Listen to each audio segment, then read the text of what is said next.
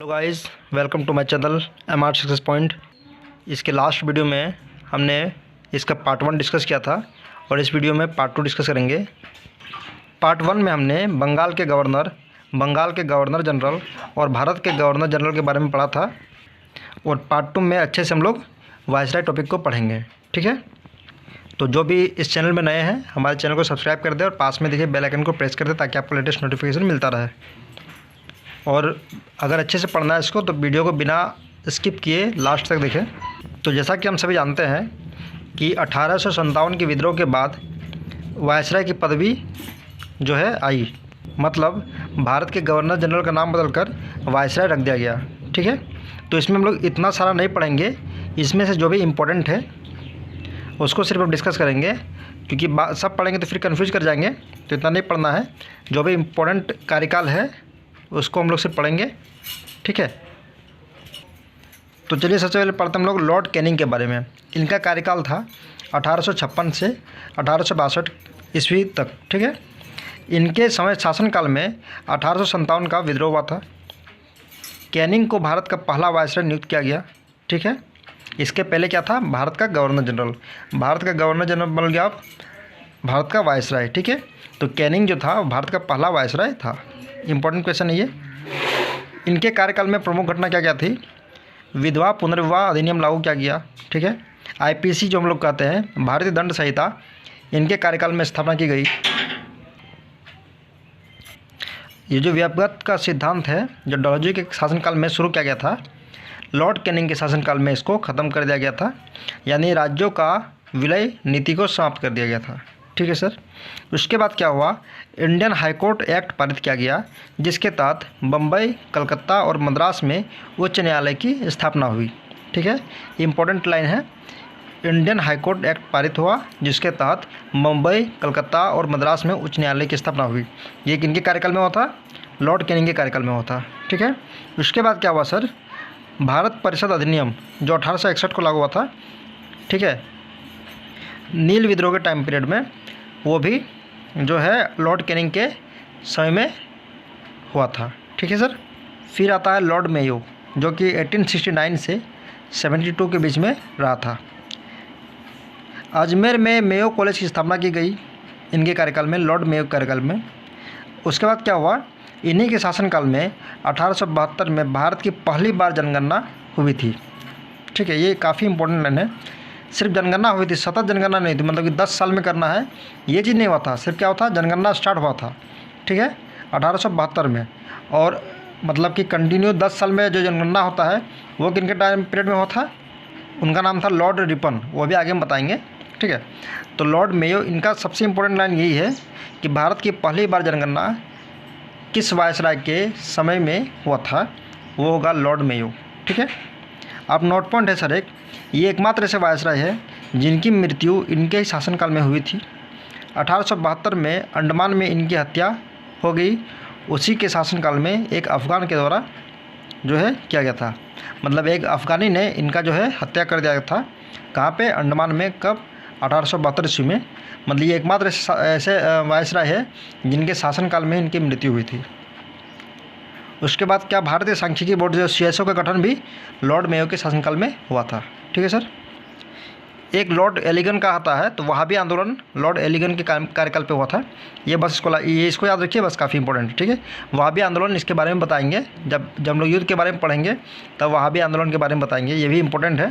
ठीक है, अब आता है थर्ड में कौन, लॉर्ड लिटन। ठीक है, जो कि 76 से 80 के बीच तक रहा था। इनके शासनकाल में ही वर्नाक्युलर प्रेस एक्ट पारित हुआ। अब सर वर्नाक्युलर प्रेस एक्ट क्या था, क्वेश्चन आएगा, वर्नाक्युलर प्रेस एक्ट इनके शासनकाल में पारित हुआ था? आपका आंसर होगा लॉर्ड लिटन। ठीक है, अब सर वर्नाक्युलर प्रेस एक्ट क्या है? इसके तहत भारतीय समाचार पत्रों पर कठोर प्रतिबंध लगा दिया गया।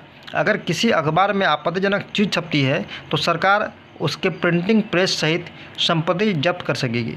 ठीक है, इन शॉर्ट समाचार पत्रों में प्रतिबंध लगा दिया गया था। ठीक है सर, उसके बाद में कौन आता है, लॉर्ड रिपन। ये काफ़ी VVI है। ठीक है, अगर देखा जाए तो स्वतंत्रता की ओर भारत की पहली किरण इनके शासनकाल में दिखाई दी थी। ठीक है, उसके बाद इतिहास में लॉर्ड रिपन को भारत के उद्धारक की संज्ञा दी गई। भारत के उद्धारक की संज्ञा किसको दी गई थी सर? लॉर्ड रिपन को। ठीक है। इनके कार्यकाल में प्रमुख घटना, पहला वर्नाक्युलर प्रेस एक्ट का समाप्त कर दिया गया था, जो कि यहाँ पे देखिए लॉर्ड लिटन के शासनकाल में जो लागू हुआ था vernacular press act, Lord Ripon के शासनकाल में इसको समाप्त कर दिया गया। ठीक है। उसके बाद क्या हुआ प्रमुख घटना सर? लॉर्ड रिपन के शासनकाल में स्थानीय स्वशासन की शुरुआत हुई और इन्हें ही भारत में स्थानीय स्वशासन का जनक कहा गया है। ठीक है। स्थानीय स्वशासन की शुरुआत किनके कार्यकाल में हुई सर? लॉर्ड रिपन के कार्यकाल में, और इन्हें ही भारत का जो है स्थानीय स्वशासन का जनक कहा जाता है। ठीक है। काफ़ी इंपॉर्टेंट लाइन है, इसको आप लिख लीजिएगा। उसके बाद आता है सर नियमित रूप से जनगणना, जो कि मैंने कुछ देर पहले आपको बताया कि नियमित रूप से जनगणना की शुरुआत इनके शासनकाल में हुई कि हर 10 साल में जनगणना करना है। ठीक है। प्रथम कारखाना अधिनियम इनके शासनकाल में ही पारित हुआ। इल्बर्ट बिल इसी के शासनकाल में पारित हुआ, जिसके कारण भारतीयों को भी यूरोपियन कोर्ट में जज बनने का अधिकार मिला। इल्बर्ट बिल क्या था? इसके तहत भारतीयों को भी जो इंडियन मूल है, ठीक है, उनको भी यूरोपियन कोर्ट में जज बनने का अधिकार मिला। उसके बाद कौन आता है सर? Lord Dufferin. तो सर इनके ये कब से कब तक रहते हैं? 84 से 88 तक। इनके शासनकाल में 1885 में एओ ह्यूम की अध्यक्षता में भारतीय राष्ट्र कांग्रेस, ठीक है, आईएनसी का स्थापना हुआ। ठीक है। आईएनसी का स्थापना किनके कार्यकाल में हुआ था सर? शासनकाल में हुआ था लॉर्ड डफरिन के शासनकाल में। ठीक है सर। मतलब अभी जो कांग्रेस कहते हैं ये कब बना था? 1885 में। ठीक है। उसके बाद इसका अधिवेशन हुआ, तो इसके बारे में फिर शॉर्ट वीडियो जब हम लेके आएंगे तो आपको बताएंगे। ठीक है, हिस्ट्री के पार्ट में। फिलहाल आप इतना ही जानिए कि भारतीय राष्ट्र कांग्रेस का स्थापना किनके शासनकाल में हुआ था? आपका आंसर होगा लॉर्ड डफरिन के शासनकाल में। ठीक है। फिर सर कुछ यहाँ पे लाइन लिखे हैं, भारत का फर्स्ट ह्यूमन एनाटॉमी पार्क कहाँ पे है? सॉरी, ये तो आपका मतलब जीके से रिलेटेड है। आंसर होगा इसका सर फुलवारी का नाल वन्य जीव अभ्यारण्य। ठीक है, इसको अंडरलाइन कीजिए अभी फ़िलहाल, इसके लिए अलग से पार्ट है। अब आता है सर लॉर्ड कर्जन, जो काफ़ी इम्पोर्टेंट है। लॉर्ड कर्जन काफ़ी इम्पोर्टेंट टॉपिक है। लॉर्ड कर्जन 1899 से 1905 तक रहा था। इनके शासनकाल में बंगाल का विभाजन हुआ। पहला लाइन बहुत इंपॉर्टेंट लाइन है, कब हुआ था? 1905 में हुआ था। ठीक है, बंगाल का विभाजन हुआ था। उसके बाद क्या हुआ? उसके बाद एसएससी का फेवरेट क्वेश्चन यहाँ पे है, ऐतिहासिक इमारतों की सुरक्षा और मरम्मत के लिए भारतीय पुरातत्व विभाग की स्थापना भी लॉर्ड कर्जन के शासनकाल में हुआ था। ऐतिहासिक इमारतों की सुरक्षा और मरम्मत के लिए भारतीय पुरातत्व विभाग की स्थापना लॉर्ड कर्जन के शासनकाल में ही हुआ था। उसके बाद आता है सर इनके कार्यकाल का शासनकाल का प्रमुख घटना में से क्या था? भारत विश्वविद्यालय अधिनियम पास किया गया। ठीक है, लॉर्ड कर्जन के शासनकाल में। सिंचाई आयोग, पुलिस आयोग और विश्वविद्यालय आयोग की स्थापना भी लॉर्ड कर्जन के शासनकाल में हुआ था। उसके बाद आता है सर लॉर्ड हॉर्डिंग। तो लॉर्ड हॉर्डिंग कब से कब तक रहा था सर? 1910 से 16 तक। बंगाल के विभाजन को रद्द इनके कार्यकाल में हुआ था। ठीक है, बंगाल के विभाजन को रद्द किनके समयकाल में हुआ था, किनके शासनकाल में हुआ था? लॉर्ड कर्जन के शासनकाल में रद्द किया गया। बंगाल के विभाजन को रद्द कर दिया गया था। दूसरा था बंगाल की राजधानी कलकत्ता से बदलकर दिल्ली, लॉर्ड हॉर्डिंग के शासनकाल में ही हुआ था। पहले कहाँ था हमारा राजधानी? कलकत्ता। फिर कहाँ क्या गया था? दिल्ली में। कब किया गया था? 1912 में। ठीक है, किसके शासनकाल में हुआ था सर? लॉर्ड हॉर्डिंग के शासनकाल में। प्रथम विश्व युद्ध की शुरुआत भी 1914 में इनके शासनकाल में ही हुआ था। लॉर्ड हॉर्डिंग के शासनकाल में ही विश्व युद्ध की शुरुआत हुई थी। तो ये भी काफ़ी इंपॉर्टेंट है। इनके कार्यकाल में 3 महत्वपूर्ण घटना हुई। पहला बंगाल का विभाजन रद्द, दूसरा राजधानी कलकत्ता से दिल्ली शिफ्ट हुआ, तीसरा वर्ल्ड वार जो हुआ था, फर्स्ट वर्ल्ड वार, उसकी शुरुआत हुई थी। अब आता सर लॉर्ड चैम्सफोर्ड, जो कि 1916 से 1921 तक रहा था। इनके कार्यकाल में शासनकाल में जलियांवाला बाग हत्याकांड हुआ, रॉलेट एक्ट पारित हुआ, महात्मा गांधी ने असहयोग आंदोलन इन्हीं के शासनकाल में शुरुआत की। ये भी जो है इंपॉर्टेंट टॉपिक है। क्या क्या हुआ था? जलियांवाला बाग हत्याकांड, रॉलेट एक्ट, महात्मा गांधी ने असहयोग आंदोलन इन्हीं के शासनकाल में शुरू की थी। अब आता सर लॉर्ड रीडिंग, जो कि 1921 से 26 तक इनका शासनकाल रहा था। इनके शासनकाल में चौरी चौरा कांड, जिसके बाद महात्मा गांधी ने असहयोग आंदोलन बंद कर दिया था। उसके बाद काकोरी कांड हुआ, काकोरी रेल कांड, ठीक है। वो आपका कौन थे, नाम भूल, राम प्रसाद बिस्मिल जो था अमीन थे, ठीक है। काकोरी रेल कांड, सरफरोशी की तमन्ना अब हमारे दिल में है, देखना है जोर कितना बाजुए कातिल में है, राम प्रसाद बिस्मिल जी, ठीक है। उनके काकोरी रेल कांड में उनको जो है सज़ा मिला था, जो कि अंग्रेज़ों की गहरी साजिश थी एक तरह से कह सकते हैं। और वहाँ से जो है हम लोग जो है ना फ्रीडम, स्वतंत्रता की ओर हम लोग बढ़ रहे थे, ठीक है। उसके बाद क्या हुआ था, भारत में सिविल सेवा परीक्षा की शुरुआत भी लॉर्ड रीडिंग के शासनकाल में हुआ था। सिविल सेवा परीक्षा की शुरुआत। अब आता है सर लॉर्ड इरविन। तो लॉर्ड इरविन जो थे, साइमन कमीशन भारत इनके कार्यकाल में आया था, समयकाल में आया था। लॉर्ड इरविन जो थे 1926 से 31 तक इनका शासनकाल था। साइमन कमीशन इनके समयकाल में आए थे, इनके ही शासनकाल में आए थे। संविधान निर्माता है तो प्रथम गोलमेज सम्मेलन इन्हीं के शासनकाल में आयोजित हुआ था। 1929 में हुआ था, फिर 30 में हुआ था, फिर 31 में हुआ था, ठीक है, याद रखिएगा। फिर महात्मा गांधी द्वारा शुरू सविनय अवज्ञा आंदोलन लॉर्ड इरविन के शासनकाल में ही हुआ था, ठीक है सर। अब आता है लॉर्ड वेबल, ठीक है, 1944 से 47 तक रहा था। 45 में शिमला समझौता इनके शासनकाल में हुआ था, ठीक है, इसको बस याद रखिएगा। फिर आते हैं लॉर्ड वेलिंगटन, जो कि 31 से 34 तक रहते हैं, 1931 से 1934 तक उनका शासनकाल था। इनके शासनकाल में हैवी काम हुआ था, जैसे भारत सरकार अधिनियम 1935 पारित हुआ था। इसके अंतर्गत इस अधिनियम में कुल 321 धाराएँ थी, 321 धाराएँ था और 10 सूचियों का समावेश हुआ था। ये 10 सूची बाद में बढ़ के कितना हुआ, 12 हुआ, अभी फिलहाल 12 है, सॉरी 12 अनुसूची अभी वर्तमान में है, ठीक है। तो इस अधिनियम में कुल 321 धाराएँ थी, 10 सूची थी, ठीक है। इसके तहत केंद्र में द्वैत शासन की व्यवस्था की गई। इसके तहत बर्मा, यानी अभी जिसको म्यांमार कहते हैं, को भारत से अलग किया गया। इसके तहत एक संघ न्यायालय एवं आरबीआई की स्थापना की गई। आरबीआई की स्थापना किसके शासनकाल में हुआ था, लॉर्ड वेलिंगटन के शासनकाल में।